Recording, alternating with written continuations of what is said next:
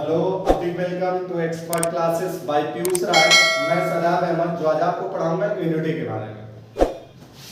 आज हम डिस्कस करेंगे इम्यूनिटी के बारे में। तो इम्यूनिटी में सबसे पहले हम ये समझ लेते हैं इम्यूनिटी होता क्या है। इम्यूनिटी का मतलब होता है all the mechanism used by the body to prevent a foreign particle. This activity is known as immunity. यानी वह प्रक्रिया जिसके द्वारा हमारा शरीर, फॉरेन पार्टिकल का मतलब होता है ऐसी चीजें जो हमारे शरीर में ना मौजूद हो, हमारे शरीर के बाहर से। अब वो बाहर से आएंगे क्या? या तो फूड होगा, फूड के रूप में आएंगे, या तो वो पैथोजेन के रूप में आएंगे, या तो ड्रग्स की फॉर्म में आएंगे। यानी वो कौन आएंगे? कॉजेटिव एजेंट आएंगे। कॉजेटिव एजेंट मतलब माइक्रोब्स कह सकते हैं। या तो वायरस होगा, या तो बैक्टीरिया, या तो वो फूड के माध्यम से आएगा, या तो पैथोजेंस के फॉर्म में डायरेक्टली आएगा, या तो ड्रग्स की फॉर्म में। ड्रग्स मतलब ज्यादातर दवाओं का जो इस्तेमाल करते हैं उनके माध्यम से भी क्या आता है हमारे बॉडी के अंदर इम्यूनिटी को क्या करते हैं? डिस्ट्रॉय करने का काम करते हैं। यानी वो प्रक्रिया जिसके द्वारा हमारा शरीर रोगों से बचाने का काम करता है उसे हम कहते हैं इम्यूनिटी। अब इम्यूनिटी में होता क्या है कि जब कोई फॉरेन पार्टिकल हमारे बॉडी के अंदर आया, अगर वो, इसके भी कई टाइप होते हैं जो अभी हम डिटेल में समझाएंगे। अगर वो फॉरेन पार्टिकल आया तो उसको बॉडी से बाहर या उसको इनेक्टिव करने का जो काम करती है उसे कहा जाता है इम्यूनिटी। अब वो इम्यूनिटी करती क्या? जब कोई फॉरेन पार्टिकल आएगा तो सबसे पहले हमारी बॉडी करेगी क्या? सबसे पहले हमारी बॉडी करेगी रिकॉग्नाइजेशन।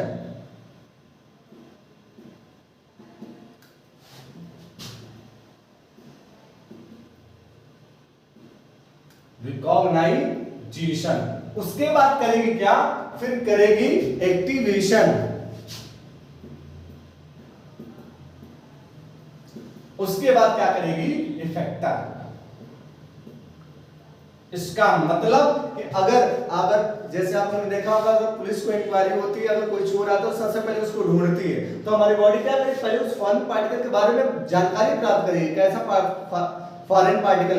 फॉरेन का मतलब सीधा सीधा ऐसा होता है, या तो जैसे हम नॉर्मली जानते हैं फॉरेन ट्रेवलर आते हैं जो हमारे देश के बाहर से। उसी तरीके से अगर बॉडी से कोई भी पार्टिकल है जो एंटर्ड हो रहा है उसे बोला जाता है फॉरेन पार्टिकल।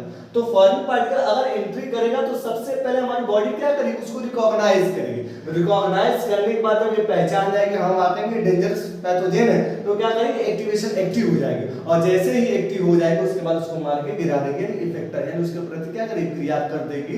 यही कहलाती है इम्यूनिटी। अब बात करेंगे बेसिकली हमारे बॉडी के अंदर दो टाइप की इम्यूनिटी पाई जाती है। एक होती है इनेट इम्यूनिटी,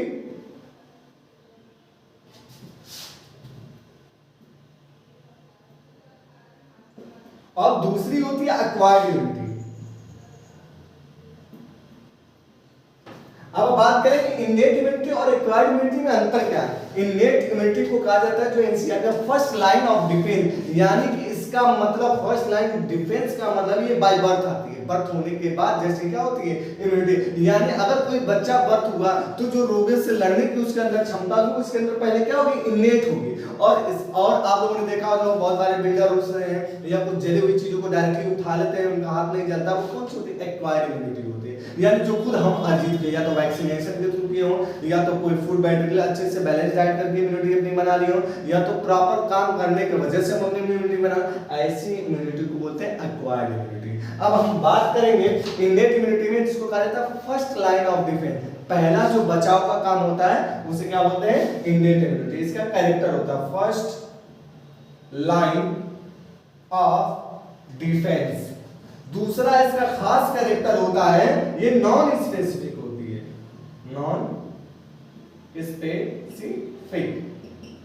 नॉन स्पेसिफिक का मतलब पार्टिकुलर किसी वन एंटीजन को मारने के लिए नहीं होता है। जितने भी फॉरेन पार्टिकल्स आएंगे, जितने भी फॉरेन एंटीजन आएंगे, सबके प्रति एक्शन लेने का क्षमता रखती है। लेकिन एक्वायर्ड में क्या होता है? ये क्या होती है? स्पेसिफिक होती है। क्या होती है? स्पेसिफिक। यानी प्रत्येक फॉरेन पार्टिकल के लिए अलग अलग एंटीबॉडीज बनाएगी और उसको पार्टिकुलर को मारेगी, तो वो क्या कहलाए? Acquired immunity. और इसका दूसरा क्या होता है, ये सेकंड लाइन ऑफ डिफेंस है। फर्स्ट लाइन तो आपकी इनेट इम्यूनिटी हो गई, दूसरा होता है इसके अंदर क्या होता है, डिस्क्रिमिनेशन पाया जाता है।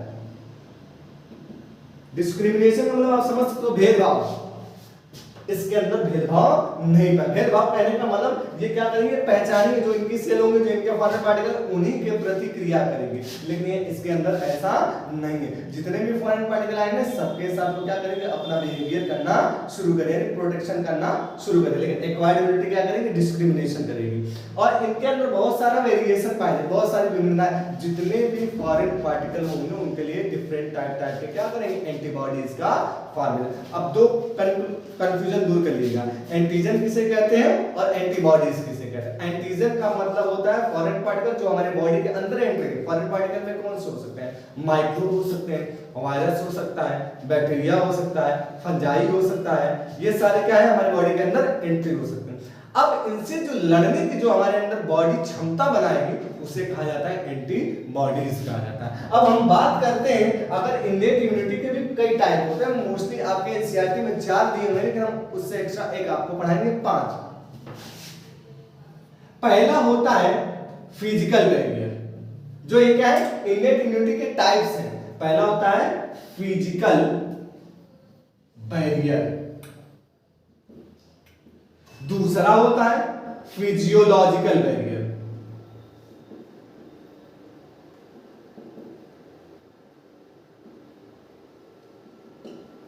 तीसरा होता है सेलुलर बैरियर,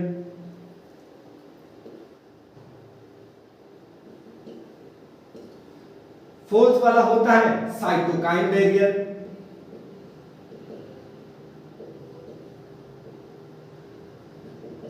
और लास्ट वाला होता है जो आप एनसीईआरटी में आपको जाना पड़ेगा, इंफ्लेमेटरी बैरियर।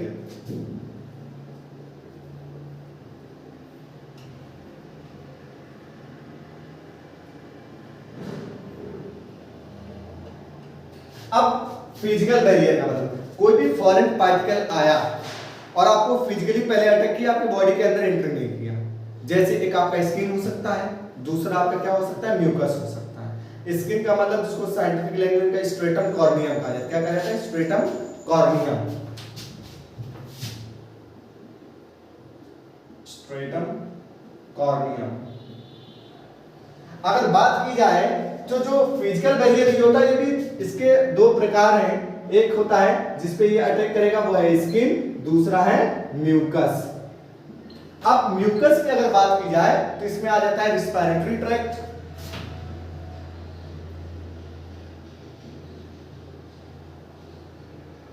दूसरा होता है डाइजेस्टिव ट्रैक्ट,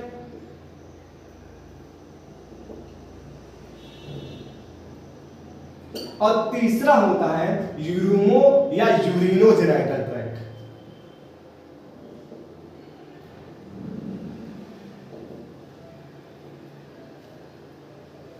अब इसका मतलब अगर फिजिकल बैरियर यानी वो क्या कर, बैरियर का मतलब होता है बाधा उत्पन्न करना। किसके लिए बाधा उत्पन्न करना है, एंटीजन के लिए। एंटीजन मतलब कौन है, जो फॉरेन पार्टिकल है उनको बॉडी से अंदर जाने के लिए जो रोकने का काम करेगा उसे कहा जाता है फिजिकल। फिजिकल मतलब भौतिक रूप से, सामान्य बाहर से। तो बाहर से रोकने एक स्किन है जो बॉडी से माइक्रोब्स को अंदर जाने से रोकती है, दूसरा है म्यूकस। म्यूकस में आपका देखिए नाक है, नाक से अगर कोई फॉरेन पार्टिकल गया तो उसके आगे हेयर पाया जाता है, उसके नीचे म्यूकस पाया जाता है। वो क्या करता है, डस्ट पार्टिकल को रोकने का काम करता है। दूसरा कौन सा है, डाइजेस्टिव। अगर बाय द वे वो पहुंच भी गया म्यूकस के थ्रू तो डाइजेशन के अंदर बहुत सारे ऐसे एंजाइम है और बहुत सारे ऐसे केमिकल हैं जो रिलीज होते हैं और वो क्या करते हैं, फॉरेन पार्टिकल को कैप्चर करके वहीं पे उसको इनेक्टिव करके मार के गिरा देंगे। तीसरा होता है अगर बाय द वे इंटरनली पहुंच भी गया म्यूकस के तो यूरिनोजेनाइटल यानी यूरिन के द्वारा एक्सक्रीटरी मटेरियल के द्वारा फॉरेन पार्टिकल बॉडी के बाहर रिलीज कर देंगे। ये कहलाता है फिजिकल बैरियर। दूसरा हम बात करते हैं फिजियोलॉजिकल बैरियर के बारे में। तो अगर हम बात करेंगे फिजियोलॉजिकल बैरियर के बारे में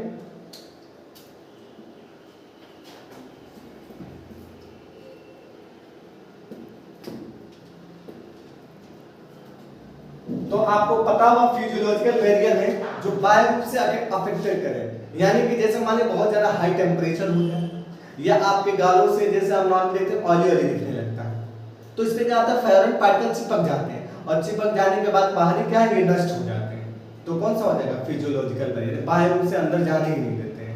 दूसरा हो गया ऑयल, तीसरा हो गया स्वेट। स्वेट जो उसका एक साइंटिफिक जो ग्लैंड, ये पूछा जाता है कंपटीशन एग्जाम में कि जो स्वेट होता है वो किस ग्लैंड से रिलीज होता है, तो आप लोग याद करें सुडोरिफेरस ग्लैंड से। स्वेट जो रिलीज होता है उसका नाम होता है सुडोरिफेरस ग्लैंड। और जो बात करते हैं ऑयल्स, जो चिपचिपा ऑयल्स चेहरे पे या बॉडी पे चिपचिपाहट टाइप का रहता है, वो जो रिलीज होता है जिस ग्लैंड का नाम होता है सीबेसियस ग्लैंड।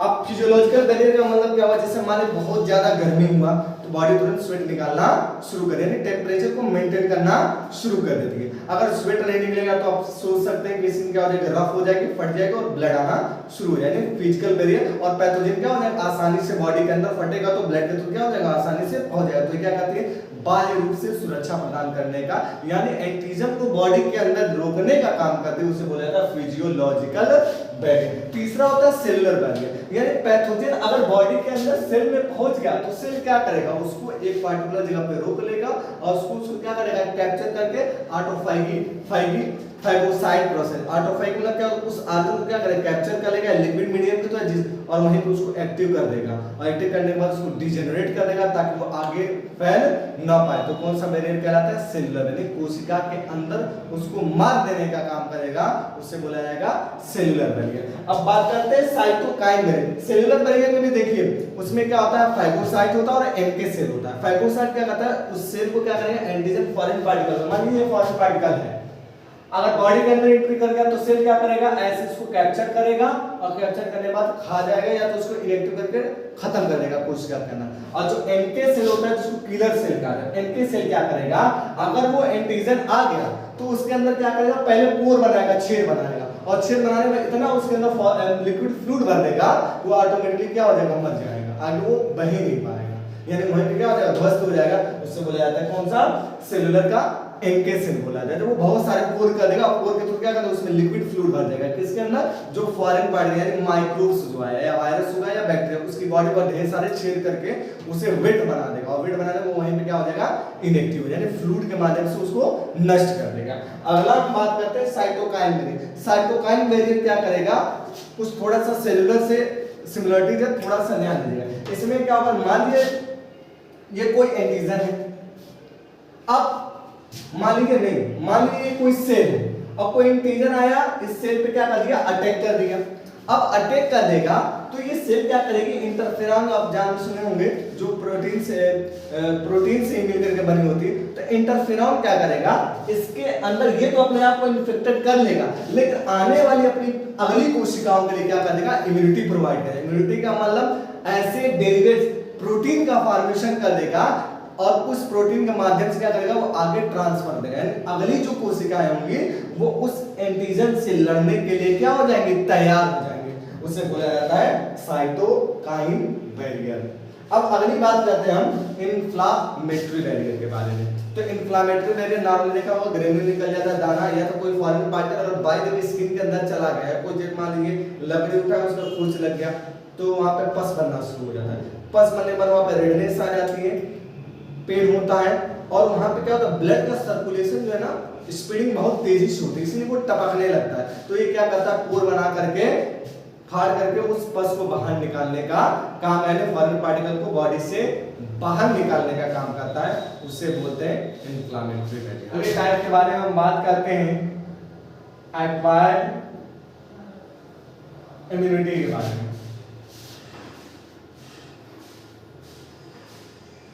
एक्वायर्ड इम्यूनिटी क्या होता है, ये होता है स्पेसिफिक होता है। स्पेसिफिक का मतलब कि प्रत्येक जो आएंगे फॉरेन पार्टिकल, उसके लिए पार्टिकुलर एंटीबॉडीज का फॉर्मेशन होगा, यानी उससे लड़ने का काम, उसको बोलते हैं स्पेसिफिक। और जो इनेट था वो नॉन स्पेसिफिक था। इसके अंदर क्या पाया जाता है, डिस्क्रिमिनेशन पाया जाता है, डिस्क्रिमिनेशन जिसको हिंदी में कहते हैं भेदभाव। भेदभाव का यहाँ पे वो मतलब नहीं होगा डिस्क्रिमिनेशन मतलब ये पहचानेगा कौन इसकी सेल है और कौन बाहरी बाइंडिंग पार्टिकल है, यानी अपनी सेलों की सुरक्षा करेगा, यानी सब के लिए क्या करेगा, कार्य नहीं करेगा। इसके अंदर बहुत सारी डाइवर्सिटीज पाएंगे, विभिन्नताएं पाई जाएंगी।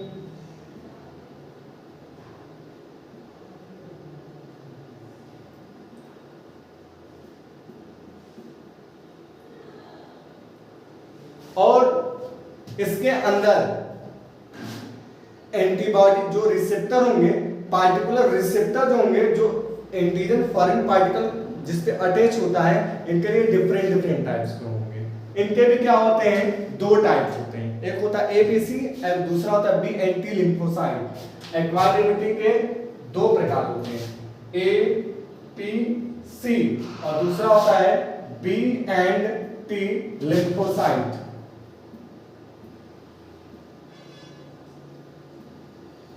अब एपीसी का मतलब एंटी प्रेजेंटिंग सेल जिसको बोला जाता है, एंटी प्रेजेंटिंग सेल। और जो दूसरा होता है इसका होता है बी एंड टी लिम्फोसाइट। अब बात करते हैं बी एंड टी लिम्फोसाइट की, तो इनका जो फॉर्मेशन होता है बोन मैरो में होता है। इनका भी फॉर्मेशन, टी लिम्फोसाइट का भी फॉर्मेशन क्या होता है, बोन मैरो में होता है। इसके साथ ही साथ इसका जो बी लिम्फोसाइट होता है, इसका जो मैच्योरेशन होता है वो किसके अंदर, बोन मैरो में ही होता है।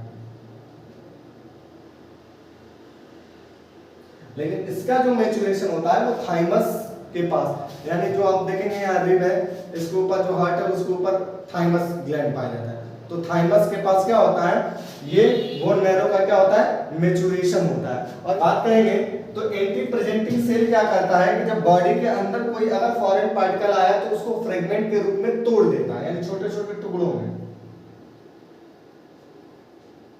तोड़ने के बाद इसको किस फॉर्म, पेप्टाइड के फॉर्म में तोड़ देगा, और तोड़ने के बाद उसको इनएक्टिव कर देगा।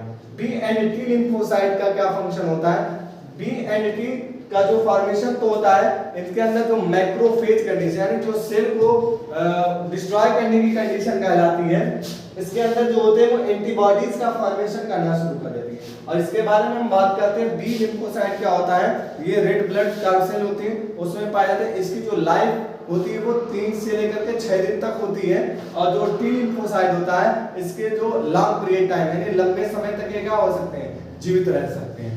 अब इसके बारे में हम बात करेंगे तो बी लिम्फोसाइट भी दो प्रकार के होते हैं, एक होता है बी ह्यूमरल और एक होता है सेल मीडिएटेड। सेल मीडिएटेड जो अभी हमने पिछले बारे में बात किया है, जो बी वाला जो ह्यूमरल जो सेल होगा उसकी जो लाइफ स्पेन होता है रेड ब्लड कैप्सूल के अंदर कम होता है, लगभग 2 से लेकर 6 दिन तक। और जो टी वाला जो होता है, जिसके बी का जो दूसरा वाला पार्ट होता है, उसमें जो उसकी लाइफ स्पेन ज्यादा, अधिकतर ज्यादा लंबे समय तक रहती है। और वो सेल मीडिएटेड है, सेल के का मध्य कार्य करने का कार्य करता है। बात करेंगे टाइप ऑफ टी सेल के बारे में, टाइप ऑफ टी सेल।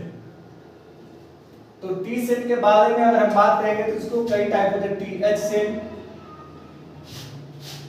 टीके सेल, या इसको टीसी भी कहते हैं, इसको टीएस कहते हैं, टी सप्रेसर सेल। और एक और इसका टाइप होता है जिसका नाम होता है T memory cell.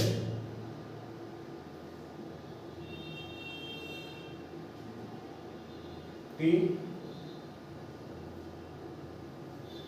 Memory cell.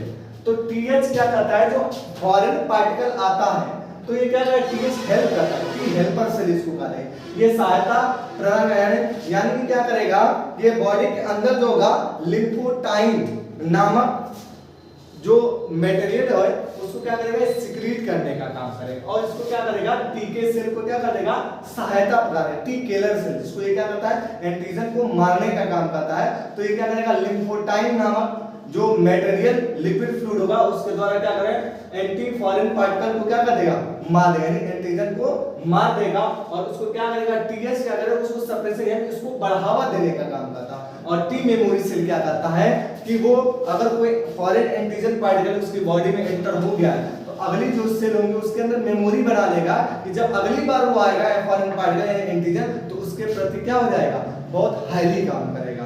जो इसके क्या होते हैं टाइप ऑफ टी सेल।